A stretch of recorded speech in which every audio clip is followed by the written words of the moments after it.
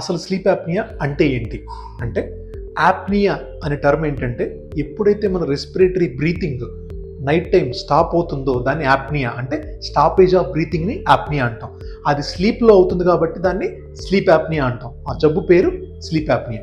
ఈ sleep apnoea ఉన్నప్పుడు ఎలా తెలుసుకోవాలి, మీకు ఏ ప్రాబ్లమ్స్ ఉంటాయి, నాకు స్లీప్ యాప్నియా ఉందా అని మీకు డౌట్ రావడానికి main first factor body mass index. BMI more than 30 ఉన్న వాళ్ళకి ఈ స్లీప్ యాప్నియా ఉండే అవకాశం చాలా ఎక్కువ. 2, స్నోరింగ్. నైట్ టైం స్నోర్ చేయటం, రెగ్యులర్గా స్నోర్ చేయటం, ఇది బెడ్ పార్ట్నర్నే అడగాలి. ఎందుకంటే స్నోర్ చేసే వాళ్ళకి వాళ్ళు స్నోరింగ్ కానీ గురక పెడుతున్నారనే విషయం వాళ్ళకి తెలియదు. ఇంకొకటి excessive day time sleepiness. Day time లేచిన తర్వాత ఎక్సెసివ్గా ఆఫీస్ అవర్స్లో కానీ వర్క్ అవర్స్లో కానీ నిద్ర ఎక్కువ పోతూ ఉంటారు, సడన్గా వెంటనే నిద్రపోతారు. సో ఇలాంటి ఎక్సెసివ్ డే టైం స్లీపీనెస్ ఉన్నా కానీ. ఇంకోటి నాన్ రిఫ్రెషింగ్ స్లీప్, అంటే పడుకొని లేచినా కానీ అంత రిఫ్రెష్మెంట్ అంటే యాక్టివ్గా ఉండరు, వాళ్ళు డల్గా డిమ్గా ఉంటారు.